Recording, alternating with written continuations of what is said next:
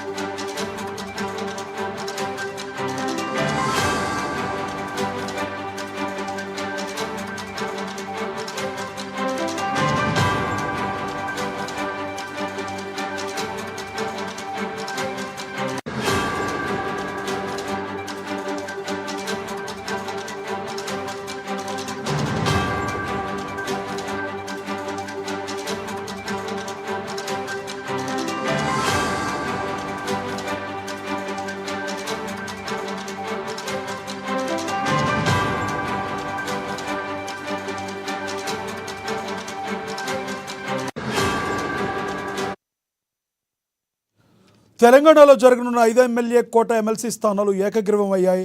ఈ మేరకు ఎన్నికల అధికారులు అధికారిక ప్రకటన జారీ చేశారు. ఏకగ్రీవమైన ఎమ్మెల్సీలకు ధృవీకరణ పత్రాలు జారీ చేశారు.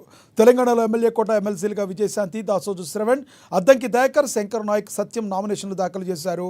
వీరితో పాటుగా మరో 6 నామినేషన్లు దాఖలు చేయగా నామినేషన్లు సరిగ్గా దాఖలు చేయని కారణంగా అవి తిరస్కరించబడ్డాయి. దీంతో ఈ 5 ఏకగ్రీవమయ్యారు. అసెంబ్లీ ఎమ్మెల్యే సంఖ్యాబలం ఆధారంగా కాంగ్రెస్కు 4 స్థానాలు రాగా వాటిలో ఒకటి పొత్తులో భాగంగా సిపిఐకి కేటాయించింది. ఇక ఇదే విషయానికి సంబంధించి మరింత సమాచారాన్ని మా ప్రతినిధి హరీష్ అందిస్తారు ఫోన్ ద్వారా. హరీష్, చెప్పండి, ఏదైతే ఉందో ఈ ఎమ్మెల్సీకి సంబంధించినవన్నీ కూడా ఏకగ్రీవం అయినట్టుగా ఈసీ ప్రకటించింది. దీనిలో ఇంకా మరింత కూలంకషంగా ఇంకేముంది చెప్పండి. రైట్, థ్యాంక్ యూ రష్మినా. ఏదైతే 5 ఎమ్మెల్సీ స్థానాలకు సంబంధించి ఎమ్మెల్యే కోటాకు సంబంధించిన ఎమ్మెల్సీ స్థానాలు ఏకగ్రీవమయ్యాయి. ఈ రోజు సంబంధించి కూడా నామినేషన్ సంబంధించిన ఉపసంహరణ గడువు మధ్యాహ్నం 3 గంటలకు సంబంధించి కూడా కొనసాగిన నేపథ్యం కావచ్చు. దాని తర్వాత రిటర్నింగ్ అధికారులకు సంబంధించి కూడా వీళ్ళు ఏకగ్రీవంగా ఎన్నికైనట్టుగా కూడా ఏదైతే చెప్పిన నేపథ్యం కావచ్చు. ఇక వాళ్ళకి సంబంధించి కూడా ధృవపత్రాలను కూడా అందించిన నేపథ్యం అయితే ఉంది. ఇక మొత్తంగా 5 ఎమ్మెల్సీ స్థానాలకు సంబంధించి కూడా ఇక కాంగ్రెస్ నుంచి అద్దంకి దయాకర్, శంకర్ నాయక్, విజయశాంతికి సంబంధించి ఈ ముగ్గురు సంబంధించి ఏదైతే కాంగ్రెస్ పార్టీ నుంచున్నారో సిపిఐ నుంచి నెల్లికంటి సత్యంకి సంబంధించి కూడా ఎమ్మెల్యే కోట ఎమ్మెల్సీలకు సంబంధించి కూడా పార్టీ అయితే నియమించిన నేపథ్యంలో ఇక బీఆర్ఎస్ కి సంబంధించి కూడా దాసోజు శ్రవణ్ కి సంబంధించి కూడా నామినేషన్ దాఖలు చేశారు. పూర్తిగా ఈ రోజు సంబంధించి మొన్న నామినేషన్ల పరిశీలన జరిగింది. ఈ రోజు సంబంధించి కూడా ఉపసంహరణ గడువు ముగిసిన నేపథ్యం కావచ్చు. వీరితో పాటుగా మరో 6 మందికి సంబంధించి కూడా ఇండిపెండెంట్ గా నామినేషన్ దాఖలు చేసిన నేపథ్యం ఉంది. ఇక దానికి సంబంధించి కూడా ఏదైతే ఈసీ నియమ నిబంధనలకు సంబంధించి కూడా పత్రాలు సరిగా